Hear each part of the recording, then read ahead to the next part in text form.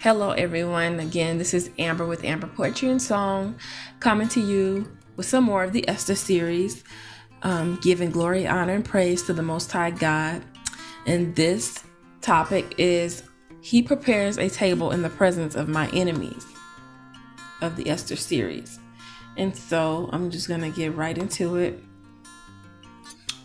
In chapter 6 and 7 of the book of Esther, Mordecai is remembered for his good deeds toward the king when the king's chamberlain were plotting against him and was sought for to be honored and promoted.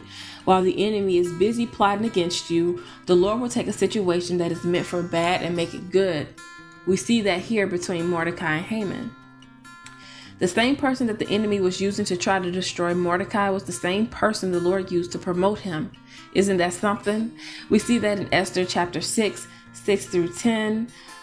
Haman requested that all these things be done to the man the king wanted to honor because he thought it would be for himself, only to find out it was for Mordecai. Haman was another one full of pride, and that too was his downfall. So I'm just going to read from Esther chapter 6 through 9, and then from Proverbs.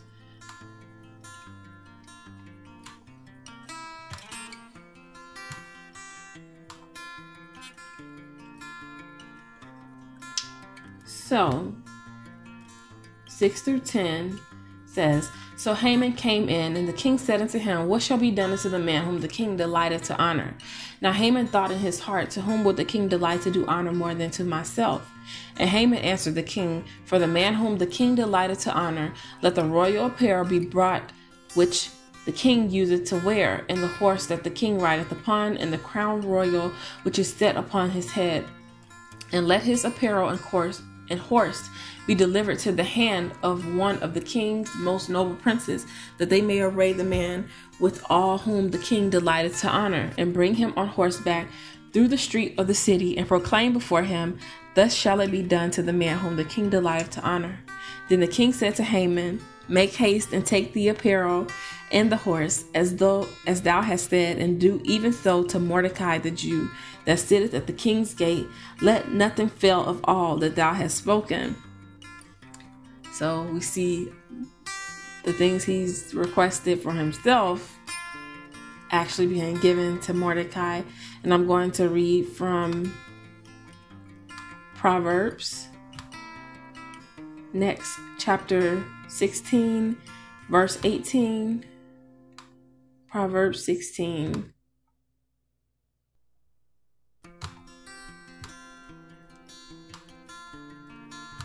In verse 18.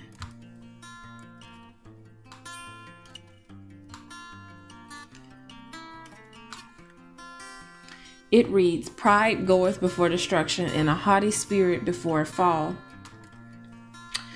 This is the perfect example of the Lord preparing a table in the presence of our enemies. The whole time the enemy will think they have an upper hand on you while persecuting you, when the Lord's wrath has been kindled against them for their evil doings unto you. Another thing that will happen is that the Lord will put your enemies to shame as he is preparing that table in their presence. At the very moment Mordecai received the royal apparel and horse the king rides upon, Haman knew that he had been demoted. Haman going to his house with his head covered, mourning, symbolized the shame. This behavior was common when someone was being demoted from a position. We can see this also in 2 Chronicles chapter 26, 19 through 21, when King Uzziah is being removed as king. When you are the Lord's anointed, he will not allow anything to prevail against you. Zeresh, Haman's wife, and the wise men realized this as they were talking to Haman. Isaiah 54 verse 17 says, No weapon that is formed against thee shall prosper, and every tongue that shall rise against thee in judgment thou shalt condemn. This is the heritage of the servants of the Lord, and their righteousness is of me, saith the Lord. This is exactly what happened in Mordecai's situation. The weapons have formed, but God did not allow them to prosper. The fasting and the praying the Jews did collectively also helped with this. When it comes to our strong enemies, we have to keep ourselves in righteousness and know that whatever weapons they try to form against you will not prosper, and that God's word stands to be true. If anything, they better be so afraid to mess with the Lord's anointed, because he will vindicate and recompense on their behalf in perfect timing. Here's another scripture in reference. First Chronicles chapter 16, 20 through 22. And I'm just going to read from there for a second.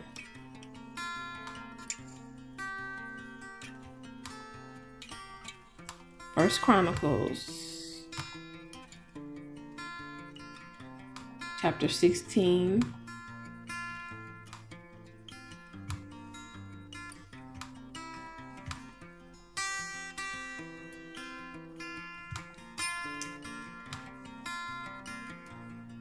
And it says,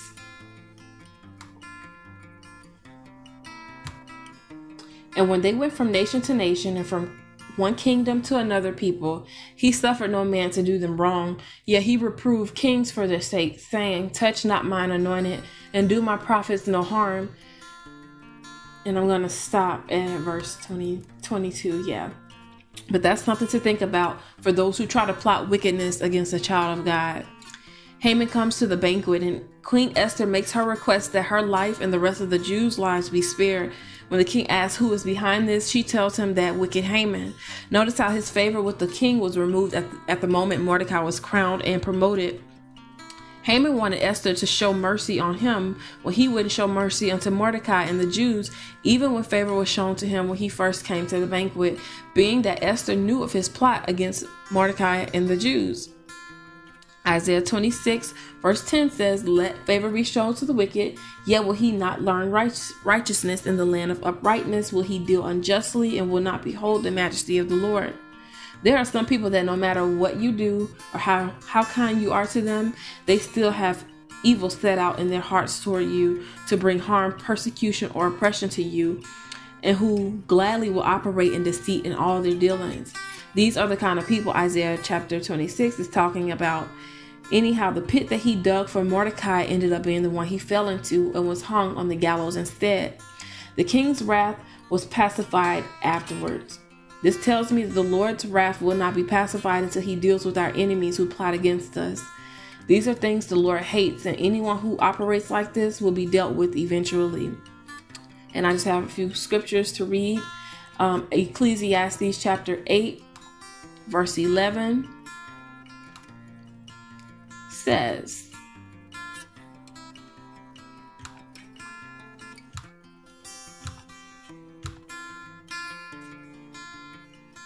because sentence against an evil work is not executed speedily, therefore the heart of the sons of men is fully set in them to do evil.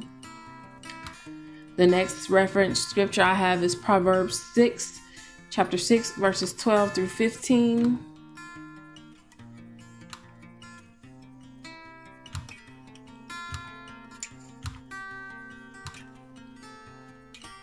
And it reads,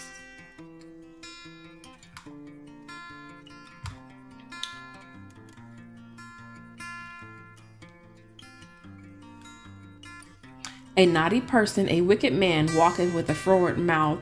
He winketh with his eyes, he speaketh with his feet, he teacheth with his fingers. Frowardness is in his heart. He deviseth mischief continually. He soweth discord. Therefore shall his calamity come suddenly. Suddenly shall he be broken without remedy.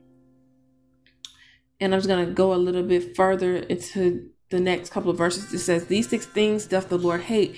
Yes, 7 are an abomination unto him: a proud look, a lying tongue, and hands that shed innocent blood, a heart that devises wicked imaginations, feet that be swift and run into mischief, a false witness that speaketh lies, and he that soweth discord among brethren.